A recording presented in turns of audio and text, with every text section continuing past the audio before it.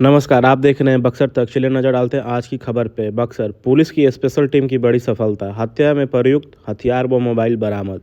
खबरें विस्तार से। बक्सर जिले के मुसफिल थाना क्षेत्र के चौसा पावर प्लांट के मुख्य गेट के पास दिनांक 26 मई को हुई दिनदहाड़े गोलीकांड का पुलिस ने सफल उद्भेदन कर लिया है। इस सनसनीखेज मामले में संलिप्त 2 अपराधियों को पुलिस ने गिरफ्तार कर लिया है। रविवार को आयोजित प्रेस वार्ता में एसपी शुभम आर्य ने पूरी घटना का खुलासा किया। 26 मई की सुबह लगभग 11 बजे पुलिस को सूचना मिली कि चौसा पावर प्लांट के गेट के पास कुछ अज्ञात अपराधियों ने अर्जुन यादव पिता स्वर्गीय सुरेंद्र सिंह यादव निवासी अखौरीपुर गोला को गोली मार दी है।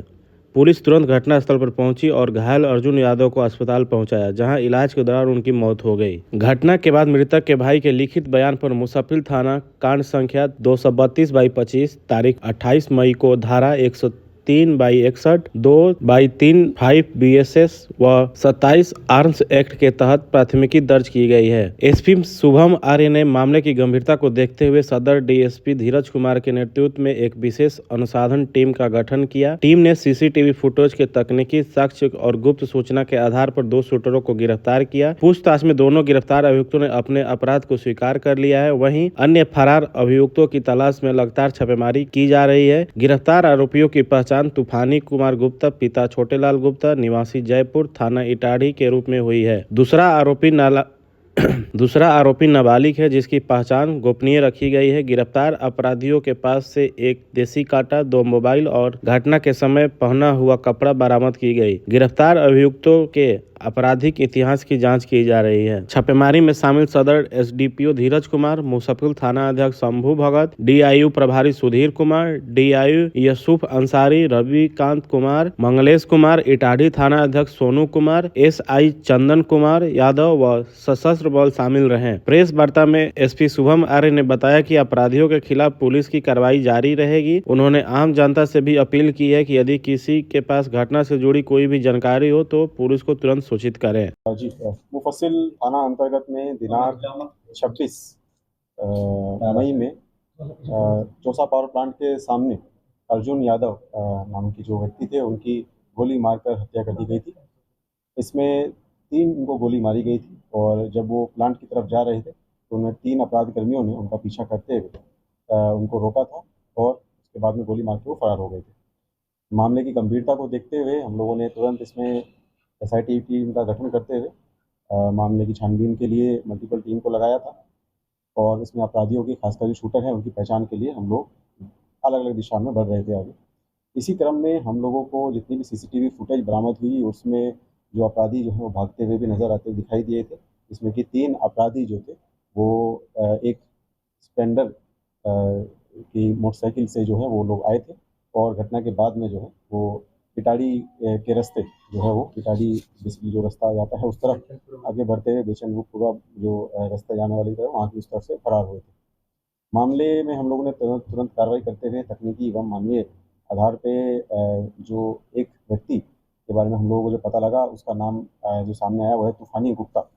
और तूफानी गुप्ता को जब हमने पूछताछ के लिए हम लोग थाना पे हम लोगों ने पूछताछ में तो बातों को उनकी जो कई भी बातों का आकलन किया तो उन्होंने ये स्पष्ट रूप से बताया कि घटना से कुछ दिन पहले यानी कि 20 तारीख को उनको मनीष गुप्ता नाम के एक व्यक्ति ने कांटेक्ट किया था और उसमें उन्होंने 3 लाख की सुपारी के एवज में एक हत्या करने के लिए इनको हायर किया था।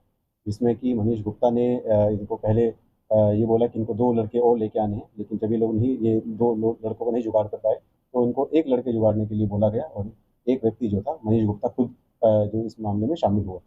24 तारीख को यानी कि घटना से 2 दिन पहले जो है तूफानी गुप्ता ने एक अन्य लड़के को यानी कि इसका नाम शिवम चौधरी था, जो कि एक विधि विभारक भी है और उसका बेसिकली उसके साथ संपर्क किया और इनका प्लानिंग हुई कि 26 तारीख को यानी कि जिस दिन घटना हुई है उसके सुबह 7 बजे ये जो एक लड़का था ये वहाँ पर घटनास्थल से थोड़ा दूर पे जहाँ पे ये बेचनपुरा मोड़ पड़ता है वहाँ पर ये बेसिकली वहाँ पर वेट करेगा जब तक कि ये लोग दूसरे लोग आएंगे। इसको हथियार के लिए भी बोला गया था कि हथियार को इसको लेके आना है, जिसमें जिसके क्रम में इसने एक कट्टा जो था इसने ही जुगाड़ा था। और घटना के दिन पे जैसे ही लगभग 10 बजे के आसपास जो मनीष गुप्ता नाम का जो मेन इसमें बेसिकली शूटर को जिन्होंने उसने लाइनअप किया है सबको, वो इसको उसने तूफानी गुप्ता को भी और इसके दूसरे जो व्यक्ति है इसको भी इसने घटनास्थल की तरफ आगे बढ़ाया और लाइनअप करते हुए जैसे ही जो मृतक हैं वो अपनी थार गाड़ी से आगे बढ़े तो उसका इन्होंने पीछा किया। इन्होंने जब पीछा किया जैसे ही वो गाड़ी जो है वो अपनी एक बार निर्धारित स्थल पर रुकी, इसके बारे में इन्होंने पहले ही रैकी लगभग पिछले 3 से 4 दिन से पहले की हुई थी। ये वहाँ पर रुके और जैसे ही गाड़ी से थोड़ा ही दूर में वो लोग उन्होंने पानी की बोतल और लस्सी की बोतल वहाँ से लेके वो गाड़ी की तरफ बढ़े तो उन्होंने लगभग 5 से 6 फीट के दूरी से जो है उनके ऊपर 3 जो है फायरिंग किया। एक पहली फायरिंग जो उनके पैर पे किया गया, दूसरी उनके कमर पे और तीसरी उनके सर पे किया गया। इसके बाद में इन लोगों ने भागते क्रम में जय श्री राम के नारे लगाते हुए ये लोग आगे बढ़े और अपने अपने गंतव्य स्थल की तरफ में जाने के क्रम में इन लोगों ने एक दूसरे को ड्रॉप कर दिया और जो मनीष गुप्ता था वो बाइक के साथ में फरार हो गया। पूरी इसमें जो 2 लोगों को ये गिरफ्तारी की गई है, दोनों शूटिंग में शामिल थे। एक जो व्यक्ति है जो शूटर के रूप में इनका नाम आया है वो अभी फरार चल रहे हैं। मामले में हम लोगों ने तकनीकी एवं मानवीय रूप से अनुसंधान किया है और इसमें जो इन लोगों को कॉन्स्पिरेसी में शामिल और भी अन्य लोग हैं जिन्होंने इनको पैसा देने के लिए पूरा ही मामले को अंजाम देने के लिए एक साजिश रची थी, उसमें भी हम लोग जो है पूरा विस्तृत रूप से इसमें विवेचना कर रहे हैं और हम उसमें पर्याप्त साक्ष्य एकत्रित कर चुके हैं जिसके संबंध में भी जल्दी ही आप लोगों को अवगत कराया जाएगा। वजह क्या सामने आ रही है? वजह क्या सामने आ रही है?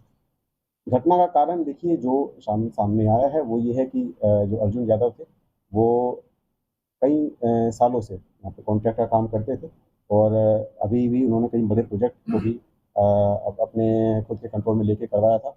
इसी चीज़ को लेकर कई लोगों का उनके साथ में विवाद भी था और कई लोगों को वर्चस्व की लड़ाई उनके साथ में जो चल रही थी।